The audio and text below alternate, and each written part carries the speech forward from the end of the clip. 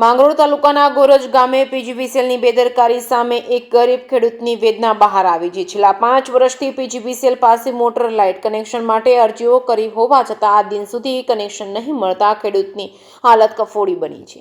ખેડૂતો પાસે અંદાજે 25 વીઘા જમીન છે. કૂવો તથા પૂરતું પાણી હોવા છતાં લાઇટ કનેક્શનના અભાવે સિંચાઈ ન થઈ શકતા ઘઉંનો ઊભો પાક આંખ સામે સુકાઈ રહ્યો છે. ખેતી જ જીવનના ધાર હોય એવા આ ખેડૂતને હવે માથે ઓઢીને રોવાનો વારો આવ્યો છે, પરંતુ તેની વાત સાંભળવા માટે કોઈ તૈયાર નથી. ખેડૂતો છેલ્લા 5 વર્ષથી પીજીવીસીએલ કચેરીના ચક્કર કાપી રહ્યા છે. વારંવાર રજૂઆતો કરવા છતાં કોઈ પરિણામ નથી. કૂવામાં પાણી છે, જમીન તૈયાર છે, મહેનત પણ પૂરી છે, છતાં માત્ર વીજ કનેક્શનના અભાવે આખો પાક બરબાદ થઈ રહ્યો છે.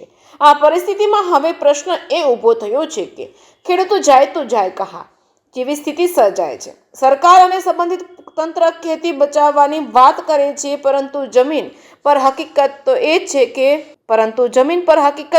છે કે એક ખેડૂતનો ઊભો પાક સુકાઈ રહ્યો છે. જવાબદાર તંત્ર મૌન છે.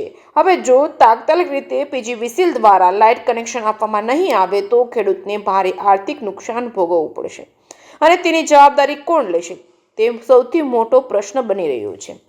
જે.કે. સિંહ સાથે પ્રતાપ સિસોદિયા, માળિયા હાટીના. નામ ભીખાકરસન ડોડિયા છે, ગામ ગોરજ, તાલુકો માંગરોળ, જિલ્લો જુનાગઢ.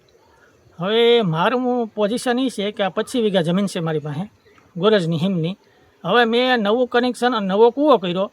ત્યાં 2021માં ટીસી ઊભું કરી ગયા અને 12 પોલ ઊભા કરી ગયા. એક બીજું પછીનું ટીસી ઊભું કરેલું છે, પણ પાવર મને મળતો નથી. એ 11નું જોડાણ કરતા નથી, બરાબર.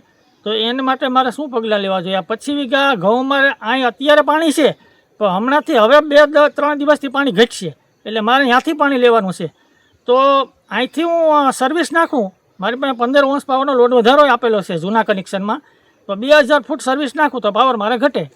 તો હવે એ કૂવો ભરેલો છે, એમાંથી પાણી મને મળતું નથી, તો એનું શું? હવે એ કેસમાં ને ડેપ્યુટર કલેક્ટરમાં નાખ્યો માંગરોળ જીએબીએ, પણ ડેપ્યુટર કલેક્ટરમાં 3 નોટિસ આવી, 3 વખત મેં ધક્કા ખાધા, પણ મને કોઈ જવાબ મળ્યો નથી. એટલે આને માટે પગલાં લેવા વિનંતી. અટલ પોઝિશન આ ઘઉં છે ને હુકાઈ છે, બરાબર. હવે અહીં પાવર ઘટે છે. હવે ઓલીવાડીએ મારે મોટર હાંકવાની છે, તો અહીંયા મોટર હાલતી નથી, એટલે પાવર ઘટે એનું શું એમ.